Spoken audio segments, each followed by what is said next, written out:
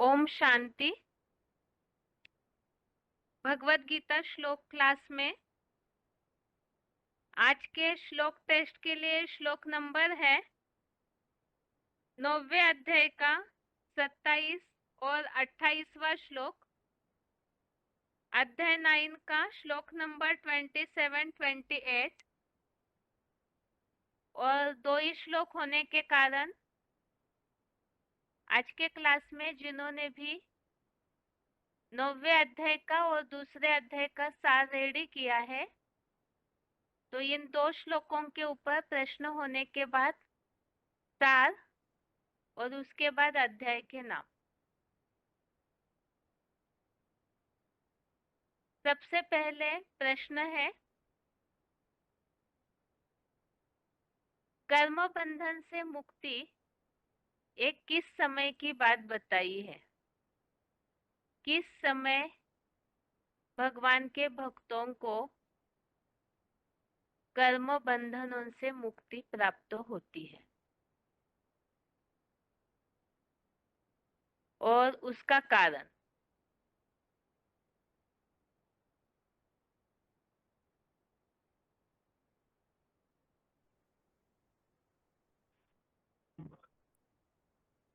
कौन सा आगे जाएंगे? ओम शांति। ओम शांति, रोल नंबर बताइए। हेलो, मेरे को नहीं लगा होगा। आपका ही है माता हेलो। जी, जो उड़िया में बोल रहे हैं।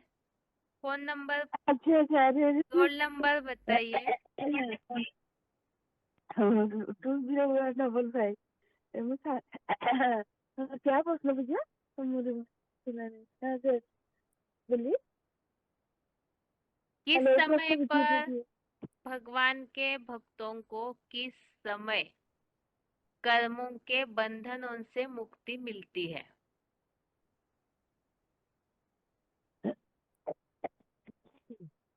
जी, किन समय पर भगवान को मिलता है कि जब ला का 28 होता है ना। ला का 28 को होता है कि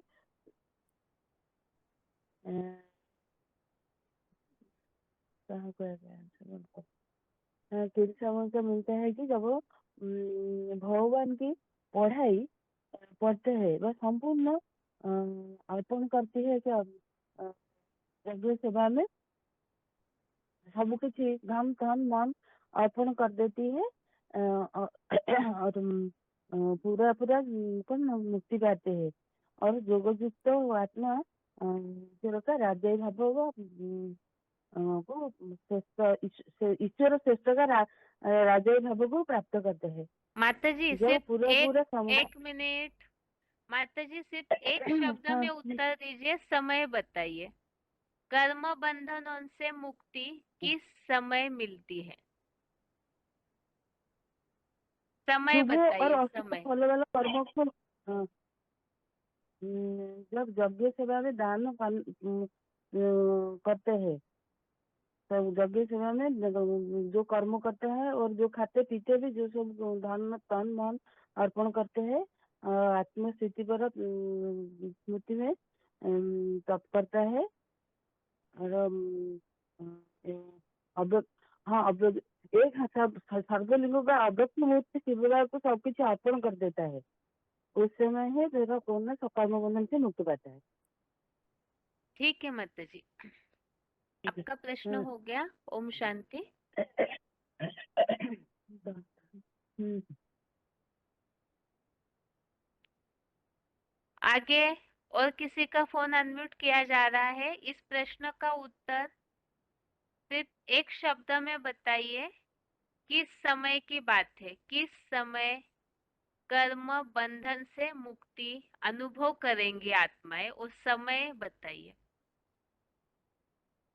फोन अनम्यूट है किसी का?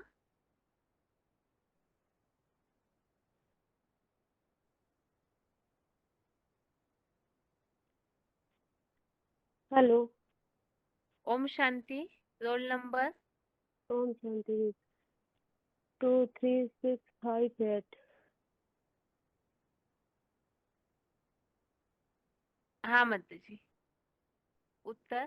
जब हम सुख दुख सुख दुख में समान भाव से आत्मिक स्थिति में रहकर एक बाप की याद में टिक जाएंगे, तब हम आधा कल्प के माना सदा काल की मुक्ति तो किसी की होती नहीं, लेकिन 2500 वर्ष के लिए हम मुक्त हो जाएंगे ठीक है माता जी। एक बाप की याद से। ठीक। अभी इस संबंधित जो VCD पॉइंट हमने सुना है वो पॉइंट बताइए। जी बहन जी, माना इसमें बाबा बताए हैं तपस्या, तपस्या का रूप बताए हैं, माना आत्म तपस्या का रूप माना आत्मिक स्थिति, माना निराकार की याद में, माना हम यदि तपस्या करते हैं कर्म करते हैं तो ज्योति बिंदु की याद में रहकर कर्म करते हैं, तो इंद्रियों के अर्थ माना कोई भी मतलब कर्म करते हैं, लेकिन बाप की याद में रहकर हम कर्म करेंगे तो अतीन्द्रिय सुख मतलब भोगेंगे। माना इंद्रियां रहते हुए जैसे हम की इंद्रियों का सुख नहीं भोगेंगे, माना एक बाप की याद में रहेंगे तो माना शरीर रहते हुए भी इंद्रियों से परे की स्टेज हो जाएगी, तो अतीन्द्रिय सुख होगा बाप की याद से। ठीक है माता जी। ओम शांति। ओम शांति। अभी आगे के लिए प्रश्न है।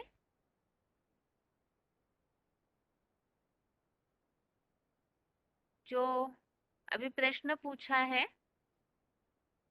स्वर्ग में आधा कल्प के लिए मुक्ति हो जाती है, तो किससे मुक्ति होती है वो बताया, तो वो किस बात से मुक्ति होती है और उस संबंधित जो VCD में क्लैरिफिकेशन हमने समझा है वो बताइए। 2500 वर्ष के लिए आधा कल्प के लिए मुक्ति हो जाती है, लेकिन किससे मुक्ति हो जाती है, किस बात से, वो मुक्ति का स्वरूप बताइए जो श्लोक में वाक्य आया है, और उस संबंधित जो क्लैरिफिकेशन हमने सुना मुरली में वो क्लैरिफिकेशन बताइए VCD पॉइंट सहित।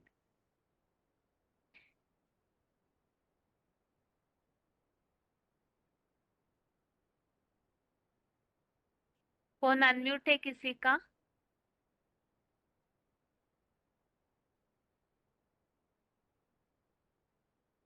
हेलो। ओम शांति। हेलो। हाँ जी, ओम शांति। Roll number? जी हाँ जी, 18090। हाँ जी। ते संपूर्ण अर्पण करने से शुभ और शुभ फल कर्मों के बंधनों से मुक्त हो जाएगा। संपूर्ण त्याग करने से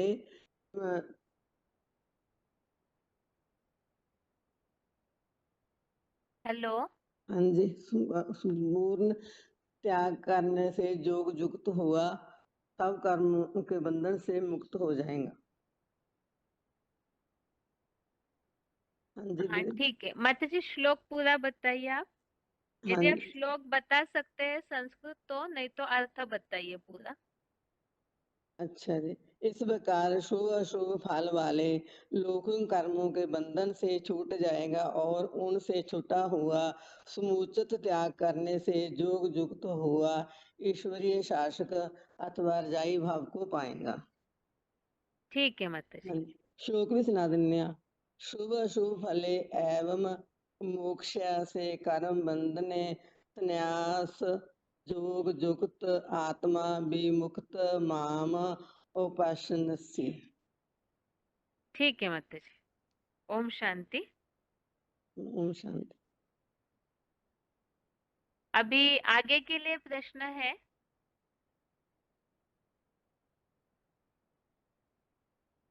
स्वाधीन राजा बनने के लिए कौन सा पुरुषार्थ करना जरूरी है? स्वाधीन राजा बनने के लिए कौन सा मुख्य पुरुषार्थ जरूरी है?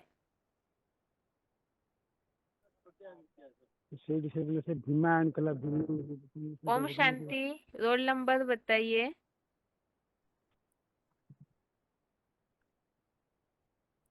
रोल नंबर बताइए।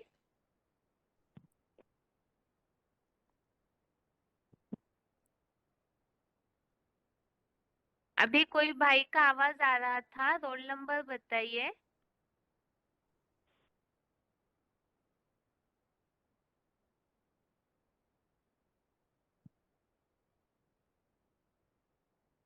किसी का फोन अनम्यूट है, रोल नंबर बताइए।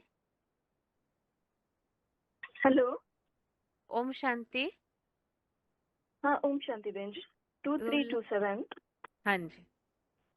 2327 जो कर्मों के बंधन से पूरा ही छूटा हुआ है और समुचित त्यागी है और योगयुक्त आत्मा है, वही मेरे से स्वाधीन राजाई के भाव को प्राप्त करेगा। ये 9/28 श्लोक में आया है। श्लोक बताइए माताजी पूरा।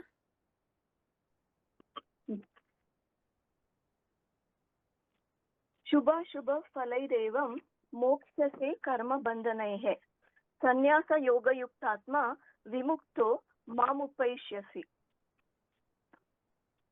उसका अर्थ है, इस प्रकार शुभ और अशुभ फल वाले कर्मों के बंधनों से स्वर्ग में आधा कल्प के लिए मुक्त हो जाएगा।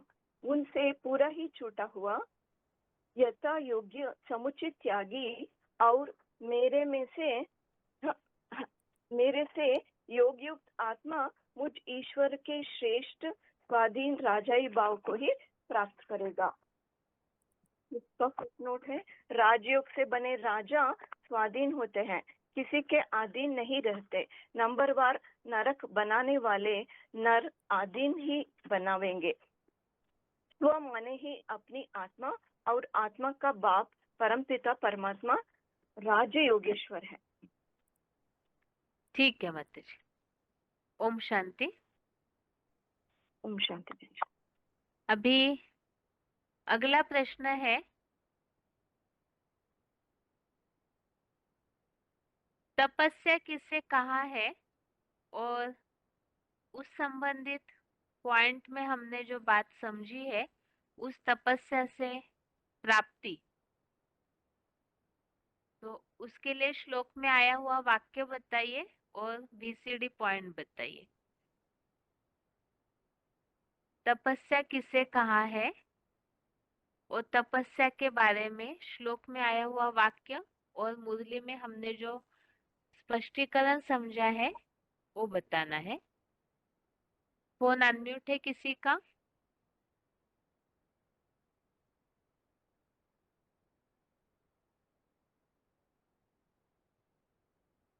फोन अनम्यूट है किसी का? ओम शांति जी। ओम शांति। Roll number? 23,622। हाँ जी। यहाँ पर जो तपस्या के बारे में कहा है, जो आत्मस्टार की स्मृति का सर्वोच्च रूहानी तप है, इसे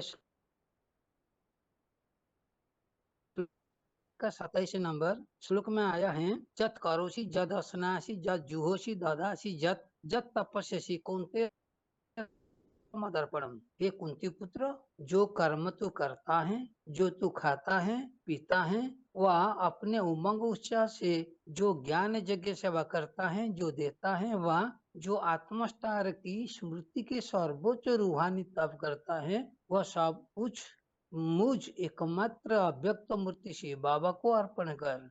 यहाँ श्लोक में आया है तपस्या शब्द है। ठीक है, और VCD पॉइंट बताइए। याद नहीं गया। अच्छा ठीक है। दूसरा प्रश्न तो आपके लिए है हाँ जी, कि ये जो श्लोक में भावार्थ बताया है, हाँ जी। तो इन सब बातों को एक शब्द में बता सकते हैं आप, जो गीता में ही वो शब्द आया हुआ है। ये जो भी करने के लिए भगवान ने बताया है कि जो तू करता है, हाँ, खाता है, तप करता है, वो सब मुझे अर्पण कर, इन सब हाँ। बातों के लिए एक शब्द बताइए केवल, जो मुरलियों में। सन्यास्य हम्म? एक शब्द में कहा जाएगा तो सन्यास्य है, जिसको समर्पण करने की बात है। हाँ ठीक है। और इसके अलावा और कोई शब्द है जो मुरलियों में हमेशा आता है महामंत्र के रूप में? मनमना भव्य महामंत्र। मनमना भव के साथ और क्या बोला जाता है? मनमना भव मद्भक्त मध्याजिमांग नमस्कुरु। मध्याजी भव। मध्याजिमा। मनमना भव संकल्पों के लिए है, और यहाँ कर्मों हाँ, की बात आई है तो मध्याजी भव। मध्याजिमा। ठीक है। ओम शांति। ओम शांति। अभी आगे के लिए प्रश्न है। जो प्रश्न अभी पूछा था, वीसीडी पॉइंट बताना है तपस्या के लिए, और उसके साथ ही आगे जो वाक्य है उस तपस्या को भी अर्पण करने के लिए बताया है। वो किसके प्रति? वो वाक्य बताइए श्लोक में आया हुआ कि तपस्या को किसके प्रति अर्पण करना है, और उस संबंधित वीसीडी पॉइंट।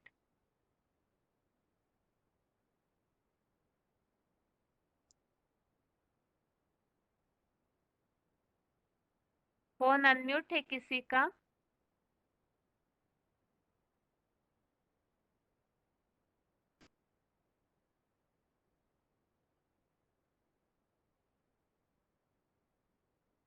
फोन अनम्यूट है किसी का?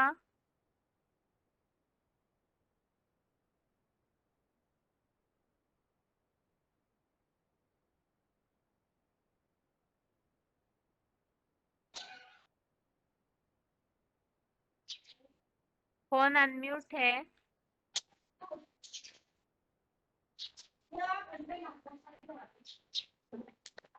यदि आप हाथ उठा के रखते हैं तो फोन पे ध्यान ध्यान जरूर दीजिए, समय जाता है नहीं तो। ओम शांति दीदी। ओम शांति। रोल नंबर बताइए।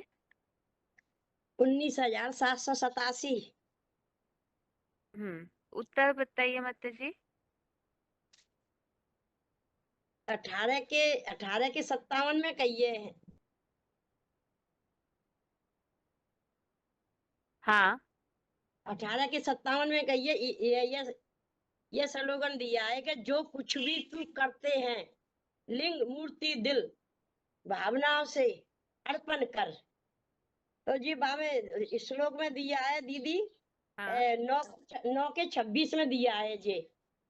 जो निधन या कोई भी व्यक्ति पत्ते फूल पुष्प फल जल अथवा कोई भी प्रकार की यज्ञ उपयोगी या मानवीय कर्म कम उपयोगी सम्मान चीज को भी मुझे दिल भावना से प्रदान करता है, ऐसे उस श्रद्धा से भरे प्रतन बन की भावना पूर्वक लाई गई मेरे ग्रहण करने योग्य भीलिनी जैसे झूठे झाटे झाटी श्रद्धा भरी भेंट को मैं बेहद विषय व्यापी शिव बाबा प्रशंसा से संगम युग अनुसार ग्रहण कर लेता हूँ।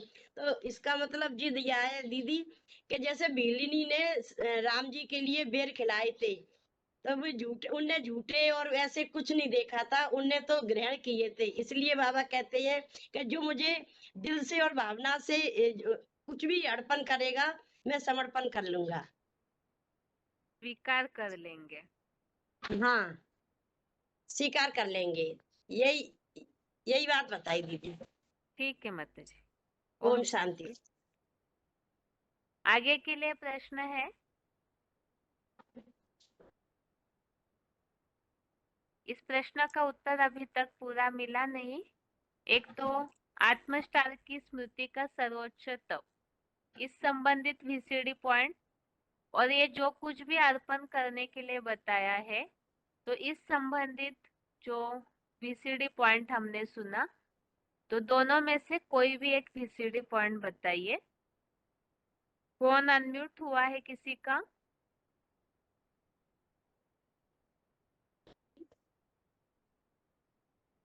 फोन अनम्यूट है किसी का? ओम शांति। ओम शांति। Roll number? 9289। हाँ जी।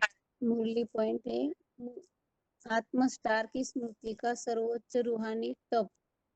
मुरली में तपस्या का रूप बताया है। आत्मिक स्थिति में रहना ही सबसे बड़ी तपस्या है।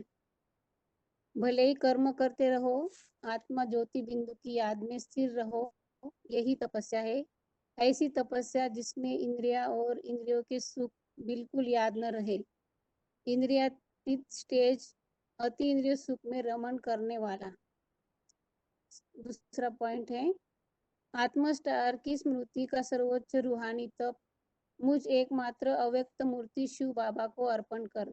तो बताया ये मनमना भव का मंत्र है। यही रूहानी यात्रा है। किसके मन में समा जाना? जिसका मन निसंकल्प हो गया है, उस बिंदु रूप बन गया है, उसके बिंदु रूप स्वरूप में समा जाना। ये संकल्पों के जो भी बुदबुदे हैं, वे सारे संकल्प एक के संकल्प में समा जाए। एक का क्या संकल्प है जो झाड़ के ऊपर बिठाया हुआ दिखाया है? एक शिव बाबा, दूसरा न कोई। एक ज्योति बिंदु, दूसरा न कोई। वही स्मृति है कि कोई दूसरी स्मृति है? तो 500-700 करोड़ मनुष्य आत्माओं के को किस में समाना है? आखिरी जो गीता में लिखा है, जगत अव्यक्त मूर्ति ना। जगत की वो अव्यक्त मूर्ति है जिसको हाथ पांव आँख कान नाक नहीं दिखाते हैं, देखने में आते हैं, शिवलिंग में नहीं आते हैं, इसलिए अव्यक्त है। अव्यक्त माना ही देखने योग्य नहीं, और व्यक्त माना देखने योग्य। उस अव्यक्त मूर्ति में सारी दुनिया समा जाएगी, उसी से ही सारी दुनिया निकलेगी। ठीक है, 27वां श्लोक बताइए।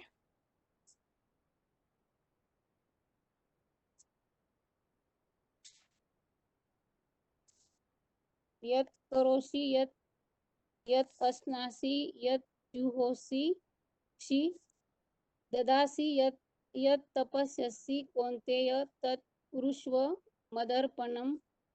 हे कुंती पुत्र, जो कर्म तू करता है, जो तू खाता है पीता है, या अपने उमंग उत्साह से जो ज्ञान यज्ञ सेवा करता है, जो देता है, वह जो आत्मस्टार की स्मृति का सर्वोच्च रूहानी तप करता है, वह सब मुझ एकमात्र अव्यक्त मूर्ति शिव बाबा को अर्पण कर। ठीक है, ओम शांति। शांति। अभी आगे के लिए प्रश्न है 28वें श्लोक संबंधित जो VCD पॉइंट्स हमने सुने हैं वो पॉइंट्स बताइए। 28वें श्लोक संबंधित पॉइंट्स। फोन अनम्यूट है किसी का? नंबर लगी हो। हाँ दीदी, ओम शांति। ओम शांति। Roll number? 2510। हाँ जी। हाँ, बाबा ने कहा शिव बाबा को अर्पण करने वाले शुभ और अशुभ फल वाले कर्मों के बंधनों से मुक्त हो जाता है। Visit number 2280। जैसा संग वैसा रंग। स्वस्थिति में रहने वाले कर्म बंधन में नहीं बनते। याद में रहकर कर्म करेंगे तो कर्म अकर्म बन जाते हैं। ठीक है दीदी? ठीक है माता जी। श्लोक बताइए 28वां। शुभ फलई एवं मोक्ष से कर्म बंधन ही संन्यास स योग युक्तात्मा विमुक्तो मां उपेष्यसि। अर्थ बताओ? हाँ जी। इस प्रकार शुभ और अशुभ फल वाले कर्मों के बंधनों से स्वर्ग में आधा कल्प के लिए मुक्त हो जाएगा। उनसे पूरा ही छूटा हुआ यथा योग्य समुचित त्यागी और मेरे से योग युक्त आत्मा मुझ ईश्वर के श्रेष्ठ स्वाधीन राजाई भाव को ही प्राप्त करेगा। नीचे फुटनोट। हाँ, बोलती। राजयोग से बने राजा स्वाधीन होते हैं, किसी के अधीन नहीं रहते। नंबरवार नरक बनाने वाले नर अधीन ही बनाएंगे। स्व माने ही अपनी आत्मा और आत्मा का बाप परमपिता परमात्मा राजयोगेश्वर। ठीक है, ओम शांति माता जी। आगे और किसी का फोन अनम्यूट किया है पॉइंट बताने के लिए?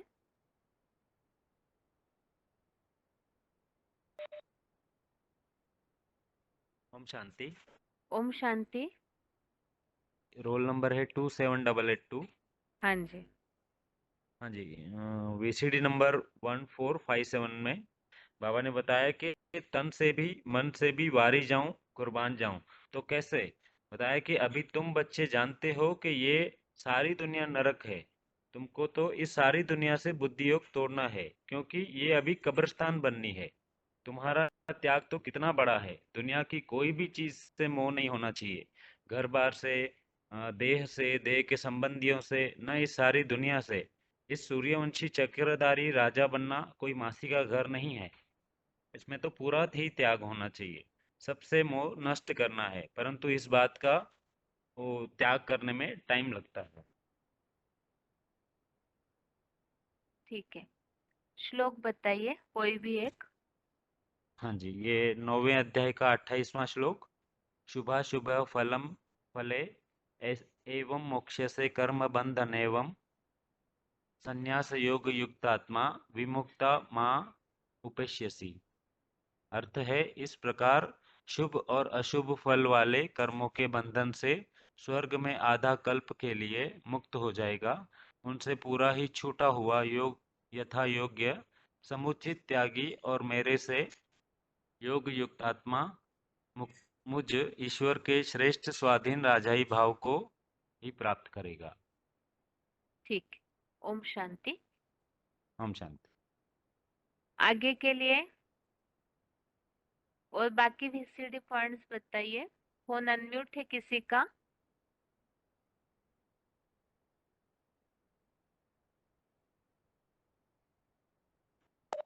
हेलो ओम जी शांति। 186 जी 18625। हाँ, दीदी इसमें बताया है 28वें श्लोक से संबंधित कि राजयोग से बने राजा स्वाधीन होते हैं और राजाई भाव को ही प्राप्त करते हैं। जो स्वाधीन राजा होते हैं वो किसी के अधीन नहीं होते। तो बताया ही है ना, भारत का प्राचीन राजयोग सहज राजयोग नाम दिया गया है। वो किसने दिया? वो गीता के भगवान ने ही दिया और उसका नाम दिया कि सहज राजयोग। कि दुनिया में बताया ना, इतने यूनिवर्सिटी हैं, विद्यालय हैं, तो कहीं भी ऐसा राजयोग नहीं सिखाया जाता। जैसे कोई भी यूनिवर्सिटी है उसमें क्या सिखाया जाता है कि डॉक्टर डॉक्टर ही बनाएगा, इंजीनियर इंजीनियर ही बनाएगा। परंतु हम बाहर वालों को भी ये बता सकते हैं कि जो कलयुग अंत में भगवान आए हुए हैं, तो वो आकर के ऐसा योग सिखाते हैं जिस योग से, जिस सहज राजयोग को सीख करके हम देवी देवता बनते हैं। वह यह पढ़ाई भगवान आकर के पढ़ा रहे हैं। क्योंकि भगवान आकर के ऐसा योग सिखाते हैं जिस योग से, जिस पढ़ाई से हम देवी देवता बनते हैं। तो ये वह सब अधीन बनाने वाले होते हैं और भगवान आकर के जो पढ़ाई पढ़ा रहे हैं वो स्वाधीन है, वो राजा बनने की पढ़ाई है। ये भारत का प्राचीन ते प्राचीन, पुराने ते पुराना युग है। माता जी, राजा बनने के लिए कौन से 2 गुण आवश्यक है, ऐसे बताया है? राजा बनने के लिए एक तो दीदी जो बताया बाबा ने कि जो शुभ और अशुभ कर्मों की भी बात बताई ना, कि अगर हम भगवान ने जो श्रीमत दी है उसके अनुसार चलेंगे हाँ, तो हमें राजाई भाव को ही प्राप्त करेंगे ना, श्रीमत पर चलकर कार्य करेंगे तो। श्लोक के अर्थ में कोई 2 ऐसी बातें आई हुई है जिसके लिए ये बात बताई है कि इन 2 गुणों की धारणा से स्वाधीन राजाई भाव को ही प्राप्त करेगा। समुचित त्यागी दीदी, हाँ, समुचित यथा योग्य समुचित त्यागी और मेरे से योग युक्त आत्मा मुझ ईश्वर के श्रेष्ठ स्वाधीन रजाई भाव को ही प्राप्त करेगा। हाँ, ठीक है माता जी। ओम शांति। जी ओम शांति। अभी आगे का VCD पॉइंट बताइए। फोन अनम्यूट है किसी का?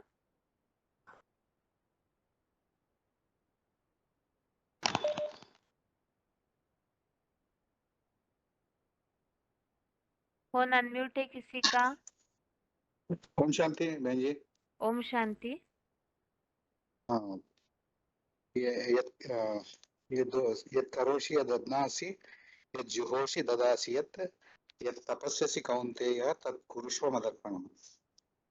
यत् करोति माने जो कुछ भी कर्म करता है वो मेरे लिए करना है, जो श्रीमत के अनुकूल है वही कर्म करना है। इसके लिए एक श्लोक है, तस्मात् शास्त्रं प्रमाणं ते कार्याकार्य व्यवस्थितो ज्ञात्वा शास्त्र विधानोक्तम कर्म कर्तुमर्हसि। ऐसे कर्म होना चाहिए जो भगवद गीता के संविधान में जो कुछ भी कर्म मेरे लिए है वही कर्म करना है। ज्ञात्वा सर्व शास्त्र विधानोक्तम कर्म कर्तुमर्हसि। और यत् करोषि यदश्नासि, जो भगवान जो कुछ भी अर्पण करेंगे वो संतुष्ट से स्वीकार करते हैं। जैसे पिछले क्लास में है, पत्रम पुष्पम फलम तोयम, ऐसा। और बाबा ये भी ने कहा है, मैं भगवान आते हैं तो करणी गौर ब्राह्मण होकर आते हैं। जो पुरानी चीज भी है वो यज्ञ में देने से संतुष्ट से स्वीकार कर लेते हैं। और यत् करोषि यदश्नासि यत् जुहोषि ददासि यत् तपस्यसि कौन्तेय तत् कुरुष्व मदर्पणम्। जो कुछ भी दान देते हैं वो भी स्वीकार कर लेते हैं। अगर इस संगम युग में जितना त्याग करेंगे उतना भाग्य बनेगा। इसलिए एक महाभारत में है, अदान दोषेण भवे दरिद्रो। दान नहीं दिया तो दरिद्र बन जाता है। अदान दोषेण भवे दरिद्रो दारिद्र्य दोषेण करोति पापम। दारिद्र्य होने से होता है। अदान दोषेण भवे दरिद्रो दारिद्र्य दोषेण करोति पापम तद अवश्यम नरकम प्रयाति दरिद्र पुनरेव पापी। सो इस संगम युग इतना श्रेष्ठ है, जब भगवान आते हैं तो सब कुछ त्याग करने से ही अपना भाग्य बनता है। नहीं तो ऐसे मनुष्य ऐसे हैं, पुण्यस्य फलम इच्छन्ति पुण्य नेच्छन्ति मानवा। पुण्य का फल चाहता है लेकिन पुण्य नहीं करता। पाप का फल नहीं भोगना चाहता है लेकिन जानते हुए भी पाप करता है।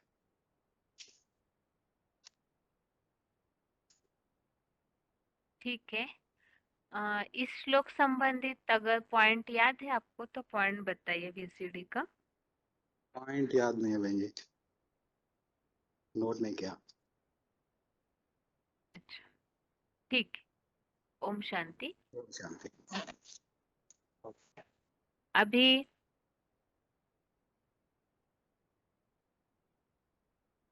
आगे और कोई पॉइंट बाकी है तो पॉइंट बताइए, उसके बाद साथ। किसी का फोन अनम्यूट है, बीसीडी पॉइंट जो बाकी है उस हिसाब से।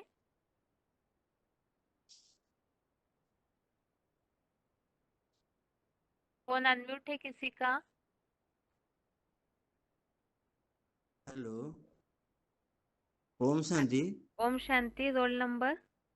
Role number 24548। हाँ जी। ये की बेसिक डिबाकी है 735। जो जोग बल से तुम विश्व को बादशाही लेते हो, सारी इंद्रिय जोग युक्त हो, तन भी जोग युक्त, मन भी जोग युक्त, इससे तुम ईश्वरीय याद से तुम बादशाही लेते हो। ठीक है। वही था एक। हाँ, आपके लिए अभी दूसरा प्रश्न ये है, आप दुनिया वालों को ये बात कैसे समझाएंगे डॉगली पढ़ाई और गॉडली पढ़ाई में क्या अंतर है? आज के टेस्ट में जो श्लोक है उस आधार से बताइए, किस तरह से समझाएंगे कि जो दुनियावी पढ़ाई है उससे क्या नुकसान है और जो भगवान की ईश्वरीय पढ़ाई है उससे क्या फायदा होता है।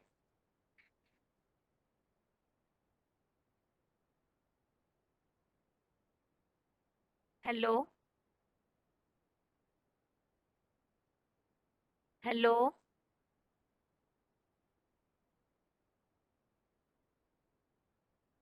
आगे किसी का फोन अनम्यूट किया जा रहा है, शायद भाई का फोन कट हुआ है।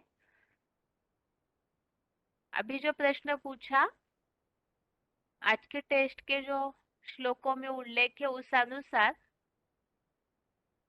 और जो हमने VCD का पॉइंट भी समझा है उस अनुसार बताइए, डॉगली पढ़ाई और गॉडली पढ़ाई, इसका महत्व। और फोन अनम्यूट है किसी का?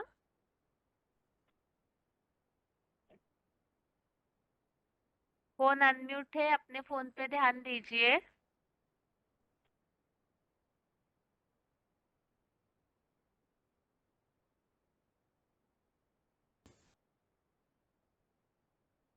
ओम शांति।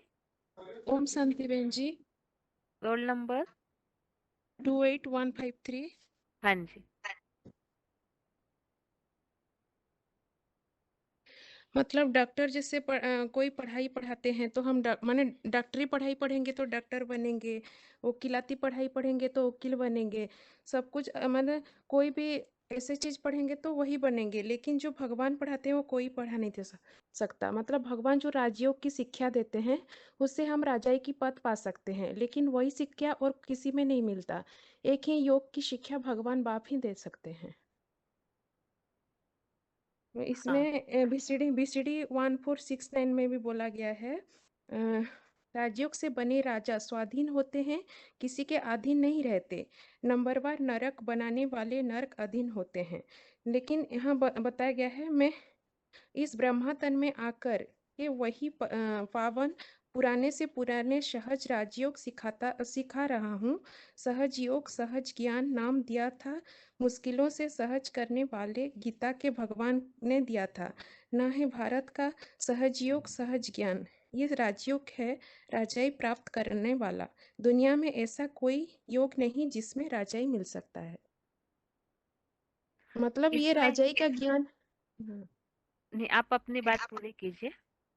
ये राजाई का ज्ञान केवल भगवान ही आकर दे सकते हैं और कोई नहीं दे सकता।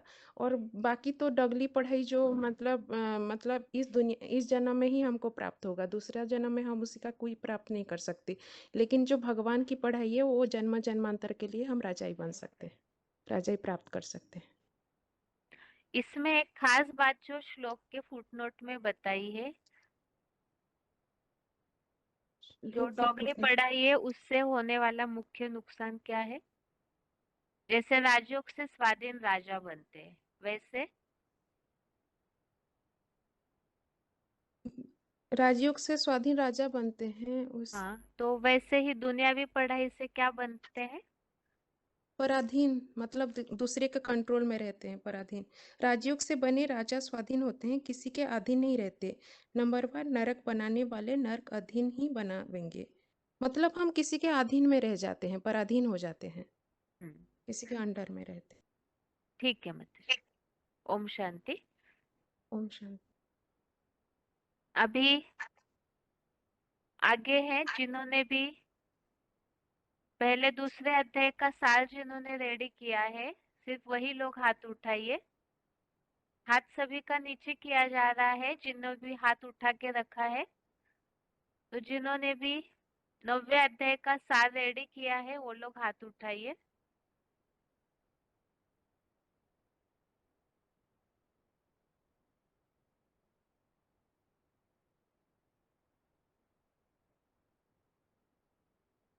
दूसरे अध्याय का भी सार अगर किसी ने रेडी किया है तो वो लोग भी हाथ उठा सकते हैं। दोनों में से कोई भी एक अध्याय का सार जिन्होंने रेडी किया है वो लोग हाथ उठाइए।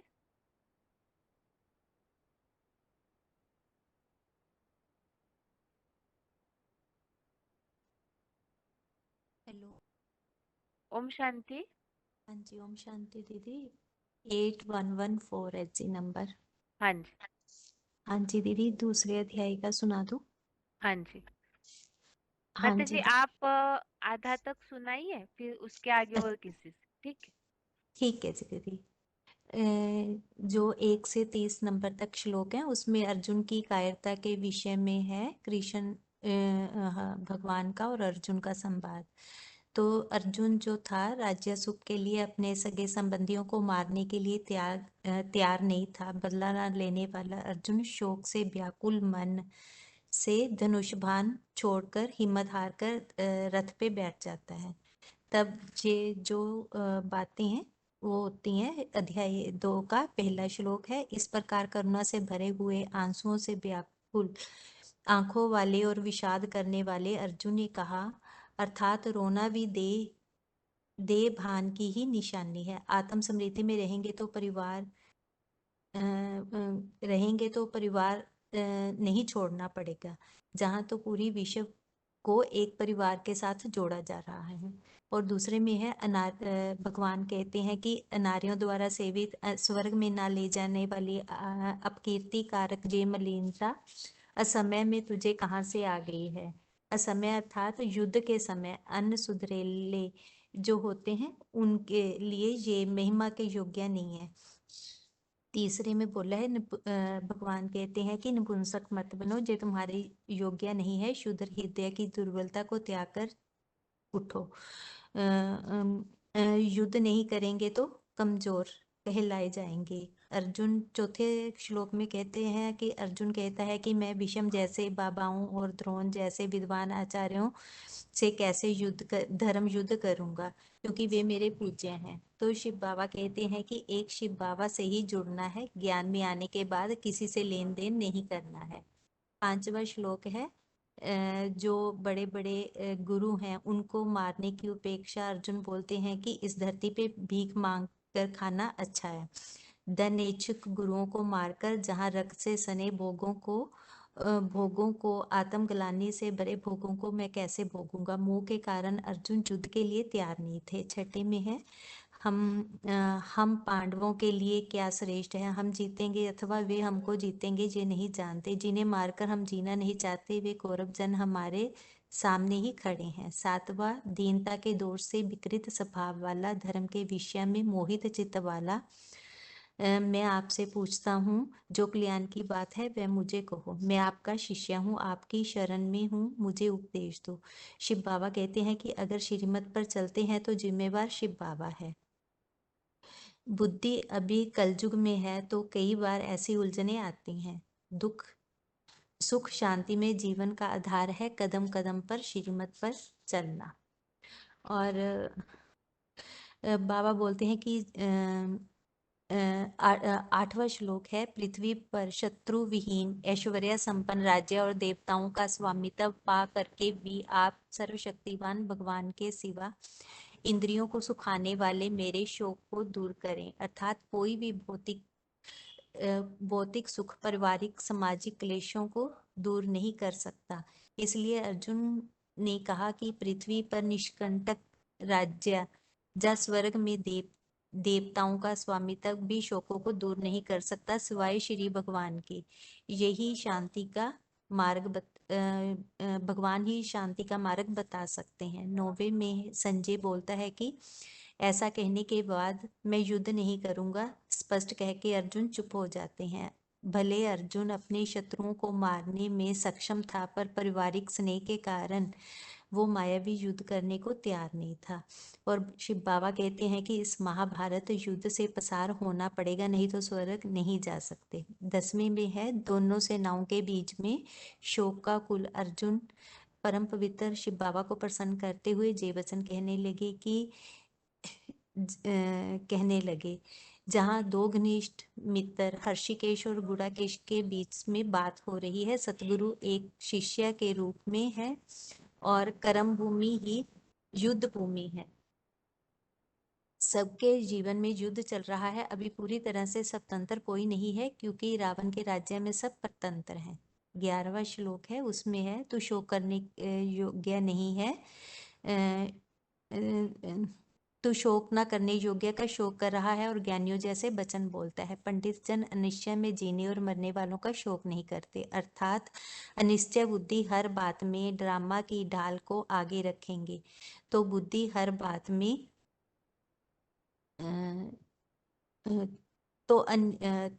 हर बात में ड्रामा की ढाल को आगे रखेंगे तो अनिश्चय का प्रश्न ही नहीं उठेगा। अगला क्वेश्चन है, मैं 12वां श्लोक है। मैं कोई भी समय नहीं था, ऐसे नहीं है, तू नहीं था, जहाँ जे नेतागण नहीं थे और बाद में हम सब नहीं होंगे, क्योंकि आत्मा अविनाशी और देह विनाशी है। आत्मा का कभी क्षय नहीं होता, आत्मा अक्षय है। भगवान का अस्तित्व भविष्य में भी अक्षुण्ण रहेगा, जिसकी पुष्टि वेदों में भी हुई है। 13वां श्लोक है, जैसे आत्मा की इस देह में कुमार अवस्था, युवा अवस्था और बुढ़ापा होता है, वैसे ही दूसरे उत्तर पतित शरीरों की प्राप्ति होती है। धैर्यवान उस विषय में मोह नहीं करते। इस श्लोक में आत्मा और शरीर के अंतर का पता चलता है। जैसे वीर योद्धा कितने भारी भारी हथियार लेकर चलते थे, जन्म मरण के चक्कर में आते आते शारीरिक शक्ति कम हो गई है। 14वां है, कर्म इंद्रियों के विषय घड़ी घड़ी परिवर्तनशील हैं। गर्मी सर्दी सुख दुख देने वाले हैं, आने जाने वाले हैं, सदा नहीं रहते हैं, तो उनको सहन कर। तो इसमें माना कि यदि बुद्धि देह के सुखों में रमन करती रहेगी तो ये सुख आगे चलकर दुखदायी हो जाएंगे, जो देह के सुख हैं। 15वें श्लोक में है, सुख दुख में समान रहने वाले धैर्यवान पुरुष को ये विषय गर्मी सर्दी व्यथित नहीं करते, वे निश्चय ही अमरत्व अथवा देवत्व के योग्य हैं। सुख दुख गर्मी सर्दी मान अपमान जे देह जनित द्वंद्वों से विशेष मुक्ति ही अविनाशी परम पद में ले जाती है। जितना आत्मिक स्थिति में स्थित रहते हैं उतना ही बड़े से बड़ा देवता बनते हैं। 16वें में है, असत्य वस्तु का अस्तित्व नहीं होता और सत्य वस्तु का अभाव नहीं होता, इन दोनों का भी निश्चय तत्व ज्ञानियों ने देख लिया है। जड़ चेतन सृष्टि का साकार गोदाम अविनाशी मानवीय अश्वत्थ वृक्ष का बीज है, इसलिए शिव बाबा सिवाय सदा कायम दुनिया में और कोई भी चीज नहीं है। 17वां श्लोक है, जिस मनुष्य सृष्टि के बीज रूप आदम आदिदेव शंकर द्वारा जिस संपूर्ण जगत का विस्तार हुआ है उसको तो अविनाशी जान। इस अव्यय पुरुष का विनाश करने के लिए कोई भी समर्थ नहीं है। ये अकाल मूर्त अकाल तत्व है, जो बोलता चालता भी है, जो विनाश के समय भी विनाश नहीं होता। शंकर की आत्मा का ना स्थूल शरीर, ना सूक्ष्म शरीर और ना कारण शरीर कभी भी सृष्टि से खत्म नहीं होता। महामृत्युंजय का मंत्र बोलते हैं ताकि मृत्यु पर विजय पा सके। 18वां है, नित्य अविनाशी माप न करने योग्य प्रत्यक्ष प्रमाण रहित शरीर धारण करता आत्मा का जे शरीर नाशवान कहा जाता है, इसलिए धर्म युद्ध कर, अर्थात आत्मा बनाई नहीं जाती। आत्मा अविनाशी है, माने आत्मा का विनाश नहीं होता, आत्मा की लंबाई चौड़ाई भी नहीं है। जिस प्रकार सूर्य का प्रकाश सारे ब्रह्मांड को पोषित करता है, उसी प्रकार आत्मा इस भौतिक देह का पोषण करती है। उसी प्रकार जैसे आत्मा इस भौतिक शरीर से बाहर निकलता है तो शरीर सड़ने लगता है। आत्मा का साइज बताते हुए बाबा ने एक बीसीडी में बोला था कि जो हमारे शरीर पे बाल हैं, उस बाल की नोक के 10,000वें हिस्से के समान है आत्मा। तो इस तरह से ये आत्मा जो है वो माप करने के योग्य नहीं है। जो इस जीव आत्मा को मारने वाला और मरा हुआ मानता है, वे दोनों ही ठीक नहीं जानते। जी आत्मा ना किसी को मारता है ना मारा जाता है, अर्थात आत्मा सहज सहज देह रूपी वस्त्र त्यागता है। ये आत्मा का मूल गुण है। ये आत्मा ना कभी जन्मता है ना कभी मरता है। ये होकर फिर से नहीं होगा ऐसा भी नहीं है। ये आत्मा अजन्मा नित्य सनातन पुरातन है। ये शरीर नाश होने पर भी नहीं मारा जाता। शरीर प्रकृति के 5 तत्वों से बना हुआ है, इसलिए शरीर की अवस्था बदलती रहती है, कुमार अवस्था, युवा अवस्था, बुढ़ापा। आत्मा अविनाशी है, आत्मा पर किसी भी भौतिक चीज का असर नहीं होता। आत्मा शाश्वत है। शरीर के परिवर्तन का आत्मा के ऊपर कोई भी असर नहीं पड़ता। तो ठीक। आगे बताऊं दीदी? हाथ और भी उठे हुए हैं माता जी, आप रेडी रखिएगा, फिर थोड़े दिन के बाद जो आपका बाकी है वो पूरा करेंगे। ठीक है जी। 9th चैप्टर बताऊं दीदी? नहीं माता जी, अभी रुकिए थोड़ा सा, बहुत सारे हाथ उठे हुए हैं ना, इसीलिए। ठीक है जी। आप ओम रेडी रखिएगा, अगली बार फिर हाथ उठाइए, ठीक। ठीक है जी, ओम शांति। आगे दूसरे अध्याय का जो बाकी है या तो उसे पूरा कीजिए। फोन अनम्यूट है किसी का?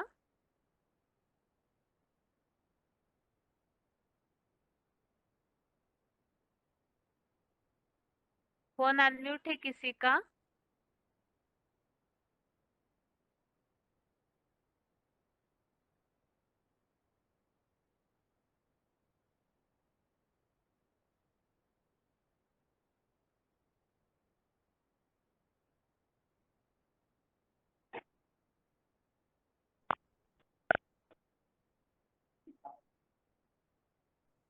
फोन अनम्यूट है, फोन पे ध्यान दीजिए। हेलो हेलो हाँ जी, ओम शांति। Roll number 9572। हाँ माता जी। हेलो हाँ हाँ माता जी। 22। हाँ 22 बताती है ना। हाँ जी। जैसे स्वर्ग में पूरा मनुष्य पुराने वस्त्रों को त्याग कर दूसरे नए वस्त्र स्वेच्छा से धारण करते हैं, वैसे पुरानी दुनिया में भी अपने शरीर को छोड़कर अनिच्छा से आत्मा को दूसरा शरीर धारण करना पड़ता है। इस 23 में बताया है कि इस आत्मा को शस्त्र नहीं काटते हैं, अग्नि नहीं जलाती है और हवा भी नहीं सुखाती है, और ईश्वरीय ज्ञान के जल के पवित्र ज्ञान के सिवाय जल इसको भिगोता भी नहीं है। प्रत्येक चतुर्युग में महाविनाश के बाद यह होता ही रहता है। और आगे बताया है कि आत्मा तो अकाट्य है, उसको कोई काटा भी नहीं जाता। जल द्वारा वो जल भिगता भी नहीं है और गर्म हवा से यह सूखता भी नहीं है, अविनाशी है। और मन बुद्धि जैसी आदर्शनीय शक्ति होने के कारण वह सर्वगामी भी है और सनातन अचल भी है। आगे 25 में बताया है कि आत्मा अव्यक्त अचिंत्य है, उसका चिंतन करने योग्य भी नहीं है, और वो पंचभूतों से संग के रहने से भी सदा निर्विकारी है। इसलिए इसको पृथ्वी जल आदि ये 5 तत्व है। इसको जानकर भी वो इसको शोक करने के लिए सुयोग्य नहीं है, और आत्मा सुख और शांति स्वरूप है। आगे बताया है कि यदि जन्मने वाला जो जन्म लेता है वो मरता भी है, और तो भी ये अष्टमूर्तियों वाला दीर्घबाहु तू इसका शोक करने के लिए तू योग्य नहीं है, क्योंकि जन्मने वाली की मृत्यु निश्चित होती है और मरने वाला सुनिश्चित ही जन्म लेता है। तो ये जन्म मृत्यु तो होती रहती है, तो ये अटर है। आगे 28 में बताया है कि सृष्टि तो आदिकाल से ही आदिकाल में भी प्राणियों का अंत और अदृश्य है, और मध्य में भी जीवन है, और कल्पांत के बाद में भी वो अव्यक्त है। इसलिए हुबेहूब यह चक्र चलता ही रहता है, इसलिए तू शोक करने के लिए योग्य नहीं है। और इस पुरुषोत्तम संगम युग में पूरा 100% आत्मा बनना है। इसलिए ये हीरो पारधारी तू इसको जानकर भी आश्चर्य से बताती है कि इस हीरो पारधारी को नंबरवार जानकर आश्चर्य से बताना, और एक आश्चर्य से बताता है, दूसरा आश्चर्य से देखता है, और दूसरा जानते हुए भी इसको आश्चर्य से सुनता है। और जो अनावस्थ नास्तिक पूरा है वो इसको सुनकर भी नहीं जान पाता है, इसलिए संसार में नंबरवार सुख भोगते हैं। इसके आगे बोला है कि हे ज्ञान आभा में रत अर्जुन, तू सृष्टि बीज हीरो परम पारधारी आत्मा सबके शरीरों में पुरुषोत्तम संगों में नंबरवार पुरुषार्थनुसार सहज राजयोग की ऊर्जा से सदा अवधि है। इसलिए तू धर्म युद्ध में हाजिर होकर सभी प्राणियों का इतना शोक करने के लिए तू योग्य नहीं है। आगे पार्ट चेंज हुआ है, क्षात्र धर्म के अनुसार युद्ध करने की आवश्यकता का निरूपण। बोला है कि इसके अलावा अपनी आत्मा के क्षात्र धर्मों को देखकर विचलित होने के योग्य नहीं है और चारों वर्णों में विशेष रूप से तेरे जैसे क्षत्रिय के लिए क्षात्र धर्म से मिली राज्य रक्षक के सिवाय दूसरा कल्याण कोई नहीं है। और इस तिरुविलवार युद्ध में अनायास प्राप्त हुए जो स्वर्ग के खुले हुए द्वार है, ऐसे महान धर्मों को युद्ध को प्रति सुखी क्षत्रिय जन ही पाते हैं इस स्वर्ग में जाने के लिए। किंतु जो हेवन वाला धार्मिक अहिंसक महाभारत वहाँ नहीं करेगा, अल्लाह अव्वल दिन के सत्य सनातन धर्म और कीर्ति नष्ट करके द्वैतवादी नारकीय दैत्यों की हिंसक धर्म वृद्धि के पाप को ही तू पाएगा, भागी बनेगा। आगे बोला है कि इस संसार में दुखी अशांत लोग निरंतर अपकीर्ति ही और सम्मानित व्यक्ति के लिए यहाँ अपकीर्ति भी मौत से ही बढ़कर है। दीदी यहाँ तक ये मैं आगे इतना नहीं किया है। ठीक है माता जी। हेलो दीदी। हाँ ठीक है माता जी, ठीक है। बाकी माता जी ये हाँ थोड़ा हाँ सा ध्यान दीजिएगा, जैसे आप शायद हाँ बहुत गहराई से नहीं पढ़े हैं श्लोकों को, ऐसे लग रहा है। हाँ नहीं पढ़ा। कहीं कहीं हाँ दीदी। हाँ, तो सार मतलब ये है ना कि एक तो उस श्लोक में जो मेन बात आई है वो केवल एक हाँ वाक्य में होनी चाहिए, ऐसे तो बहुत लंबा समय हाँ चला जाता है। और दूसरा हाँ देखिए, हाँ एक दो उदाहरण बताती हूँ, थोड़ा सा यहाँ ऐसे हाँ समझने में गलतफहमी ऐसे हो गई। जैसे यहाँ है हम्म ना, आत्मा 25वां श्लोक देखिए आप। इसमें जो हाँ बात आई है कि ये आत्मा अव्यक्त है, अचिंत्य है और हाँ विनाशी पंचभूतों का संग न रहने पर सदा निर्विकारी बताई हाँ जाती है और इसलिए हाँ ऐसा पृथ्वी जल आदि पंचभूतों से पृथक जानकर शोक करने के हाँ योग्य नहीं है। तो यहाँ हाँ मूल बात ये बताना चाहते हैं भगवान कि आत्मा जो है वो निर्विकारी है। आत्मा के हाँ यहाँ हाँ गुण बताए, एक तो ये अव्यक्त है, अचिंत्य है और निर्विकारी। लेकिन निर्विकारी कब हाँ है, किस स्थिति में है? जब वो शरीर धारण हाँ नहीं की हुई है, पंचभूतों का संग हाँ नहीं है, मतलब शरीर अगर धारण हाँ नहीं किया तो मूल रूप में आत्मा हम्म, निर्विकारी है और हाँ आत्मा सुख शांति रूप भी है। तो यहाँ थोड़ा सा आपने सिंपल जैसे है वैसे पढ़ा, लेकिन जो भाव यहाँ आना हाँ चाहिए ना, वो भाव आपकी बातों में प्रकट हम्म, होना चाहिए बताते समय। हाँ ठीक है ना? हाँ हाँ ठीक है हाँ माता जी। जी। मैंने ना शुरुआत का मैंने रेडी किया था, ये आगे अच्छा का नहीं रेडी किया था। हाँ, अच्छा, ठीक है, तो एक से आप आगे का वैसे जो बताते वाक्य। तो शुरू से वही फिर दोबारा चाहे तो सुन लेते। ठीक है माता जी। ठीक है। हाँ ओम हाँ शांति। हाँ ओम।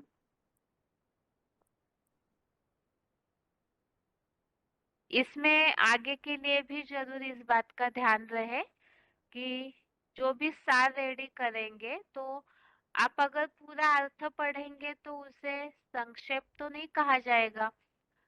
यहाँ उद्देश्य यही है सार समझने का कि हम उन श्लोकों में जो मुख्य बातें आई हुई है उन बातों पर नजर दौड़ा सके और उस श्लोक को जैसे बार बार न भी पढ़ पाए तो 5-10 मिनट में ही हमारी ऐसी रिवीजन हो जाए इस अध्याय की कि बार बार अगर इस तरह हम रिवीजन करेंगे शॉर्ट में तो इससे ये होगा कि दूसरे अध्याय में किन बातों पर उल्लेख आए हुए हैं वो बुद्धि में रहेगा, क्योंकि बार बार हम एक ही बात सुनते रहेंगे तो वो बात बुद्धि में फिट हो जाएगी। तो इस उद्देश्य से ही सार बताने के लिए बताया जाता है।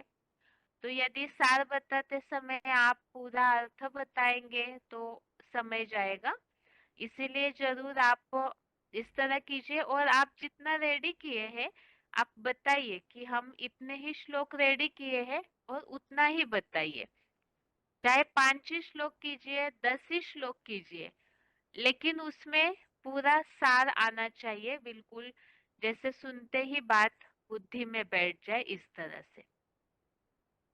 बाकी अभी समय तो हो गया है, इसीलिए आगे और किसी का सार नहीं किया जाएगा।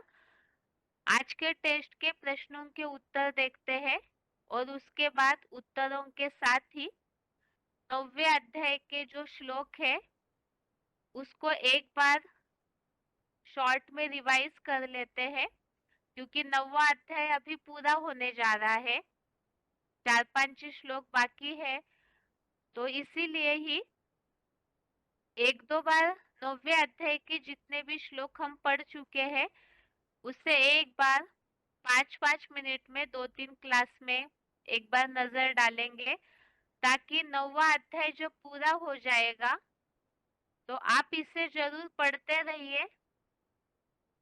ये कोशिश की जाएगी 9वें अध्याय के जिस दिन लास्ट के 2 श्लोक होंगे तो उस समय 9वें अध्याय के पूरे श्लोकों के लिए केवल एक वाक्य में इस तरह प्रश्न बनाया जाएगा।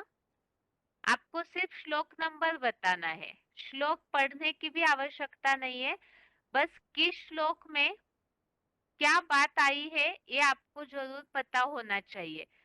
चाहे आप किताब देख के ही बताइए, ये तो पूरी छूट है कि उत्तर के लिए आप किताब देख के बता सकते हैं, लेकिन 9वें अध्याय को बार बार पढ़ते रहिए। अभी तो और 2 हफ्ते का समय है 9वां अध्याय पूरा होने के लिए, तो उस समय तक बार बार अगर पढ़ते रहेंगे तो आपको इतना तो बुद्धि में रहेगा 9वें अध्याय में किस श्लोक में क्या बात बताई हुई है।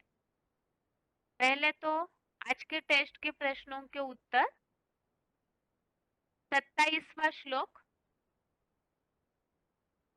यत् करोषि यदश्नासि यज्जुहोषि ददासि यत् तपस्यसि कौन्तेय तत् कुरुष्व मदर्पणम्।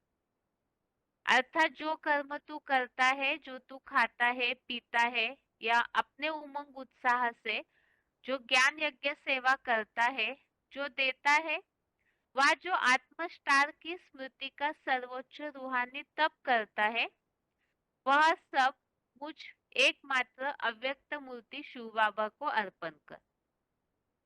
तो इस श्लोक में ये जो भी कर्म बताए हैं कि जो भी कर्म करते हैं वो सब कुछ एक अव्यक्त मूर्ति शिव बाबा को अर्पण कर। तो इस बात के लिए यह प्रश्न पूछा था कि इस श्लोक में जो बात आई हुई है, जो करने के लिए भगवान ने बताया है, उसे सिर्फ एक शब्द में बताइए। और वो शब्द जो हमेशा मुरलियों में भी आता है, मध्यजी भव, मेरे अर्थ यजन कर। तो गीता में ये बात बताई हुई है, 2 मंत्र बताए हैं। एक तो मन मना भव, अर्थात सारे संकल्पों को शिव बाबा में पिरोहित कर, जो शिव बाबा के संकल्प हमारे हो। और कर्मों के लिए, क्योंकि मध्यजी भव बनेंगे तो मन मना भव, और मन मना भव है और तो मध्यजी भव, ये दोनों भी बातें अरस परस है।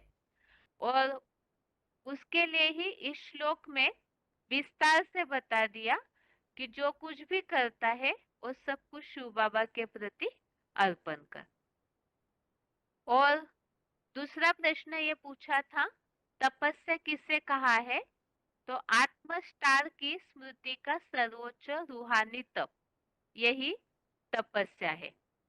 और इस श्लोक संबंधित जो रेफरेंस श्लोक हमने देखे थे, जिसमें पूछा था एक प्रश्न कि किसके प्रति अर्पण करने के लिए बोला है सब कर्मों को, तो श्लोक में बात आई है एकमात्र अव्यक्त मूर्ति शिव बाबा को अर्पण कर। और इसी तरह का उल्लेख 18वें अध्याय के 57वें श्लोक में भी आया हुआ है कि सब ज्ञान कर्मेंद्रियों के कर्मों को मन बुद्धि पूर्वक मुझ लिंग मूर्ति में समर्पण कर। और तीसरे अध्याय का 30वां श्लोक, इसमें भी सब कर्मों को अर्पण करने की बात आई है भगवान के प्रति। यज्ञार्थ अर्पण कर, और यज्ञ पिता, यज्ञ अधिष्ठाता तो शिव बाबा ही है, तो उनके प्रति अर्पण करना है। ऐसे 12वें अध्याय के 6वें श्लोक में भी इस प्रकार का उल्लेख हमने देखा है।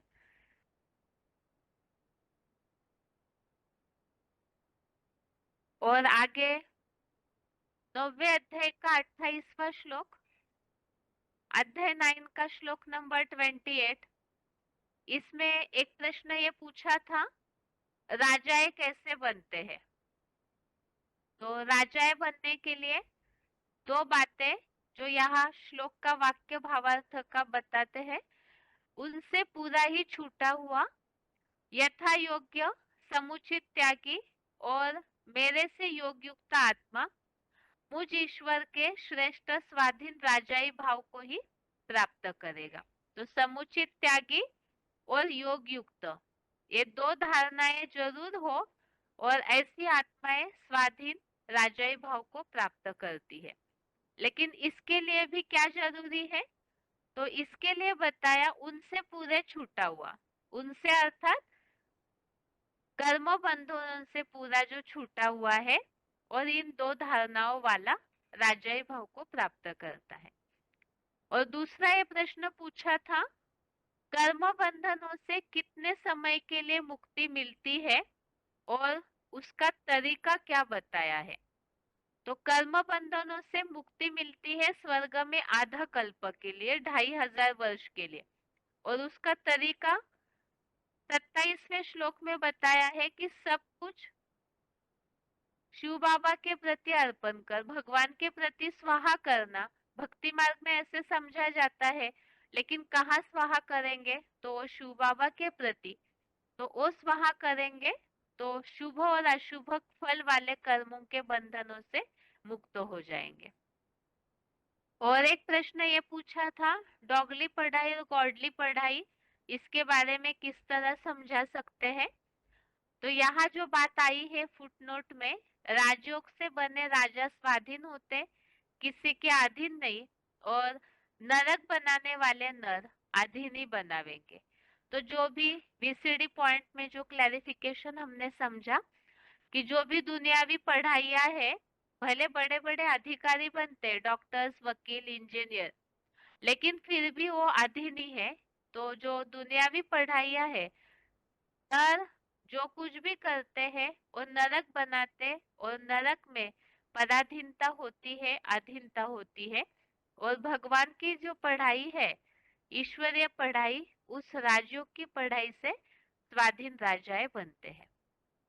ये तो आज के टेस्ट के प्रश्नों के उत्तर हुए। और अभी किताब में जरूर आप देखिए ताकि श्लोकों के ऊपर नजर जा सके। 9वें अध्याय का पहला श्लोक, इसमें दो बातें आई है। एक तो किसी के अवगुण नहीं देखना है, और दूसरा भगवान ज्ञान और विज्ञान, ज्ञान भी अर्थात विशेष ज्ञान देते हैं। और वो कैसा ज्ञान है, बेसिक से भी गुप्त ज्ञान देते हैं। इस ज्ञान से पापों से मुक्ति हो जाती है। दूसरा श्लोक, इसमें राजयोग की पढ़ाई की महिमा बताई है कि ये राजाओं की विद्या है, राजाई का रहस्य है, पवित्र है, सर्वोत्तम है, धर्मानुकूल है। और विशेष बात, डायरेक्ट ईश्वर से जान सकते हैं इसे संगम युग पर।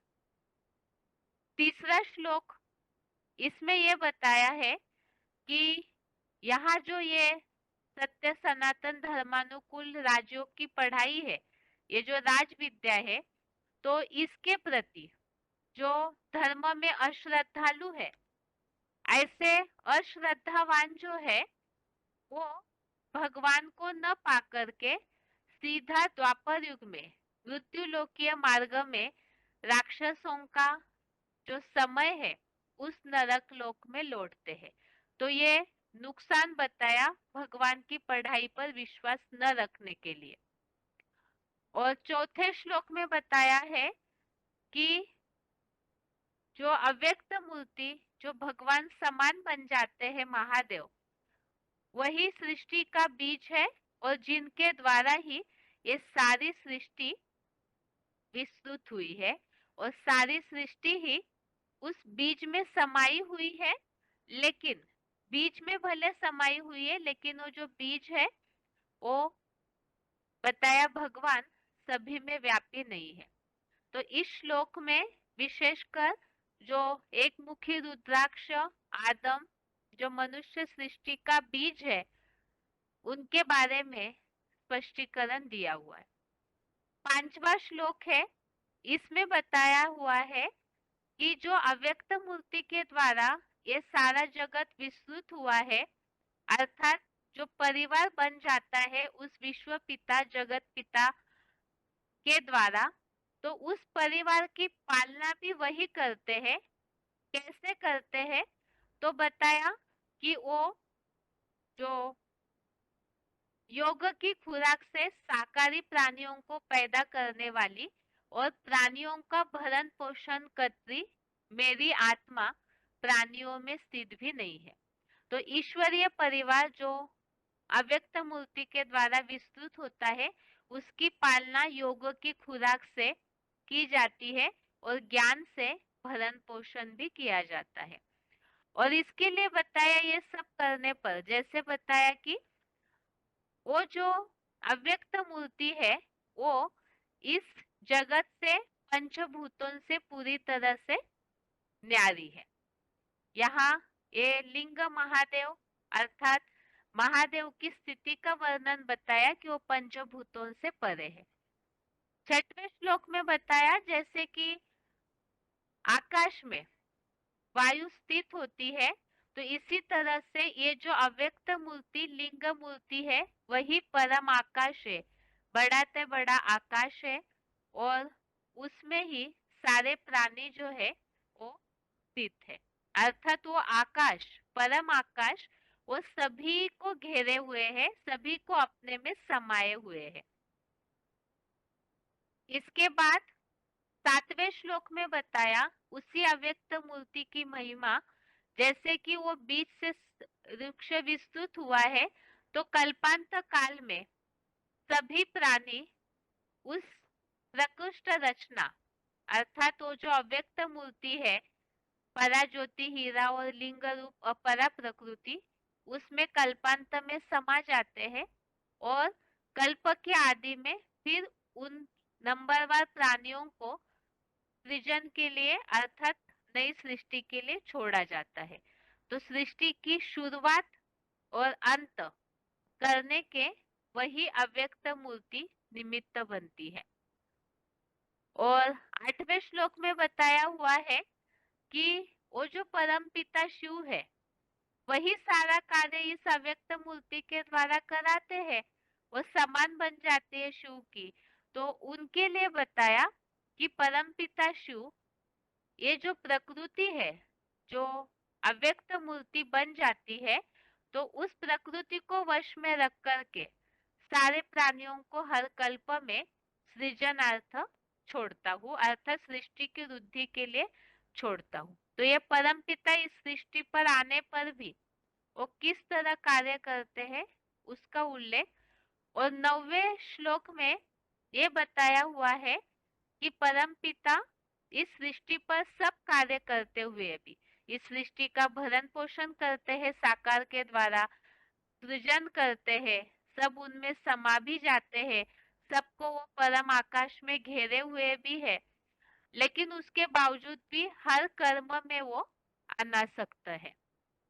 तो ये परम पिता की विशेषता बताई। 10वें श्लोक में बताया हुआ है कि ये सृष्टि जो है वो भगवान की अध्यक्षता में ही विपरीत गति में परिवर्तित होती है, अर्थात भगवान के द्वारा ही ये सृष्टि का परिवर्तन होता है और उसका तरीका बताया हुआ है योग बल। जो जितना भगवान से बुद्धि का योग लगाएंगे उस योग बल से उल्टी सीढ़ी चढ़ते हैं और ये सृष्टि जो पतन हुई है ऊंची चढ़ने लगती है। 11वें श्लोक में बताया, अब यहाँ इन सब श्लोकों में भगवान के कार्य की महिमा बताई हुई है, किस तरह से इस सृष्टि का संचालन भगवान उस अव्यक्त मूर्ति के द्वारा कराते हैं। अब ऐसे होते हुए भी 11वें श्लोक में बताया वो तो बहुत साधारण तनधारी है जो जगत पिता है जिसके द्वारा जगत विस्तृत होता है, लेकिन ये जो मूर्ख लोग हैं इस सृष्टि के उस प्राणियों के महेश्वर को जानते नहीं है, उनके श्रेष्ठ परमात्मा भाव को जानते नहीं, तो अवज्ञा करते हैं। और ऐसों की, ये तो आसुरी प्रवृत्ति वाले हो गए।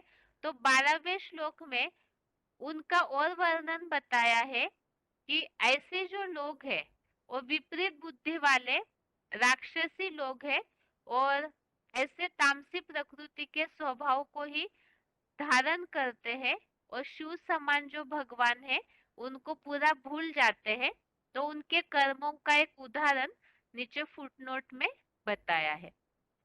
अब 13वें श्लोक में बताया हुआ है कि ऐसे भी आत्माएं है कोई जो दैवी परा प्रकृति, भगवान की जो परा प्रकृति जिसका आधार लेते हैं भगवान, जो कैलाश पर ऐसी स्थिति में बैठे रहते हैं, तो ऐसे जो महात्माएं हैं रुद्रगण, वो उस प्रकृति का आधार लेकर के भगवान को पहचान करके अव्यभिचारी रूप से याद करते हैं।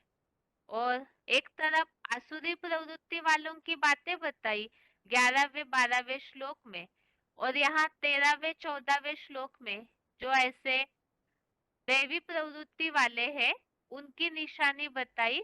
एक तो वो भगवान को पहचान कर याद करते हैं और निरंतर ऐसे भगवान का गुणगान करते हुए ब्रह्मचर्य में दृढ़ रहते हैं, उन्हीं की उपासना करते रहते हैं। अब 15वें श्लोक में बताया कोई ऐसे भी है जो सामान्य भक्त है, आसुरों की कैटेगरी में भी नहीं, दैवी कैटेगरी में भी नहीं है। सामान्यतः ऐसे भी लोग हैं जो भगवान की भक्ति तो करते हैं, मानते तो है, लेकिन बताया द्वैत या अद्वैत भाव से वो जैसे कि जीसस, सिद्धार्थ आदि मूर्तियों की उपासना करते। तो यज्ञ सेवा तो करते हैं लेकिन इनडायरेक्टली, डायरेक्ट नहीं।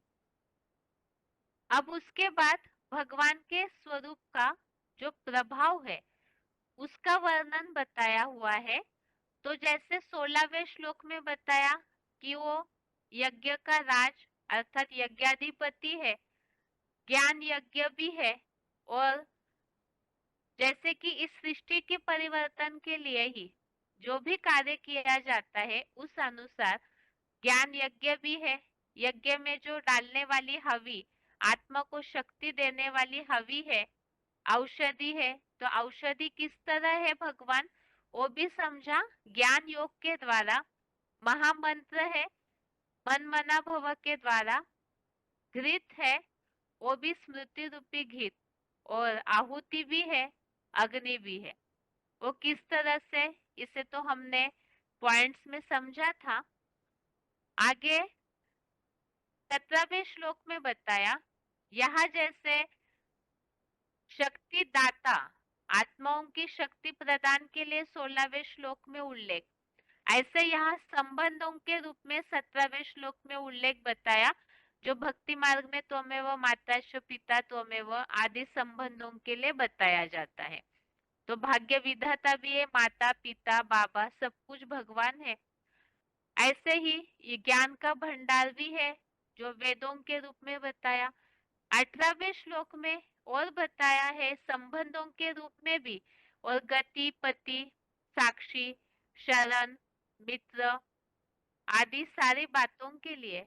और जैसे गोदाम है तो वो गोदाम अर्थात जैसे स्टॉक होता है, तो भगवान से ही वो बीज है और गोदाम है, उससे ही सारी सृष्टि विस्तृत होती है। 19वें श्लोक में और बताया इस सृष्टि के जो भी कार्य होते हैं उसका कराने वाला बारिश होती है, इस सृष्टि में जो मृत्यु होती है, अमृत है, सत्य असत्य है, तो वो भी भगवानी है।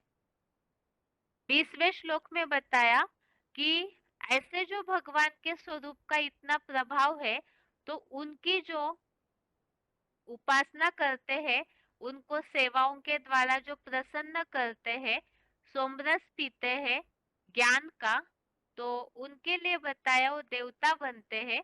और 21वें श्लोक में बताया ऐसे देवता बनने वाले पुण्य क्षीण होने पर फिर से नरक लोक में चले जाते हैं। 22वें श्लोक में बताया है कि जो भगवान है उनकी अव्यभिचारी जो उपासना करते हैं तो उनकी रक्षा का भार स्वयं भगवान उठाते हैं। 23वें श्लोक में बताया है कि जो ऐसी आत्माएं हैं, ऐसे भी कोई है जो गीता विधान को छोड़ करके लेकिन यज्ञ सेवा ही करते हैं। तो एक कैटेगरी बताई है भक्तों की। और 24वें श्लोक में और एक बताया कि जो भगवान को जानते नहीं कि इस यज्ञ का स्वामी भोग करने वाला भगवान ही है, तो जो अधूरे कुरी के ब्राह्मण है वो भगवान को न जानने के कारण द्वापर युग से पतित होते। तो यहाँ द्वापर से जो आने वाली आत्माएं है विधर्मी, उनके लिए ये बात बताई हुई है कि यहाँ भले पुरुषार्थ करे लेकिन भगवान को न जानने का नुकसान पतित हो जाते हैं। 25वें श्लोक में बताया हुआ है अलग अलग कैटेगरी कि भूत प्रेत कौन बनते, देवात्माएं कौन बनते और भगवान से प्राप्ति करने वाले कौन बनते हैं। 26वें श्लोक में यहाँ भगवान की ये सारी महिमा है, तो इसीलिए ही भगवान को कैसे भक्त प्रिय है या भगवान के प्रति कैसी भावना वालों को भगवान महत्व देते हैं वो बताया। वास्तव में भगवान को कीमती चीजों की आवश्यकता नहीं, भावना का भाड़ा देते हैं। तो भिल्ली का उदाहरण दिया, कुछ भी भगवान के प्रति भावना से अर्पण करे तो भगवान उसे ग्रहण करते हैं। और इसीलिए ही 27वें श्लोक में बताया मध्याजी भव बने, सब कुछ भगवान के प्रति अर्पण करे और जो अर्पण करेंगे तो उनको प्राप्ति होगी राजाई भाव की। जो ऐसे राजाई भगवान बनाते हैं जन्म जन्मांतर किसी की अधीनता स्वीकार नहीं करनी पड़ेगी। तो इस तरह से 9वें अध्याय में जो मेन बातें हमने देखी, वैसे तो बार बार पढ़ते रहेंगे तो श्लोकों में तो एक ही श्लोक में काफी बातें रहती है, तो इसीलिए आप जरूर पढ़ते रहिए ताकि मेन बातें बुद्धि में रहे। इस हिसाब से लास्ट के 2 श्लोक जब रहेंगे तो 9वें अध्याय के आधा आधा करके या तो बताया जाएगा किस अनुसार प्रश्न होंगे, लेकिन अभी से पढ़ते रहेंगे 9वां अध्याय पूरा, तो उस हिसाब से उत्तर देने में सहज होगा। तो आज के लिए गीता क्लास यहाँ तक ही। ओम शांति।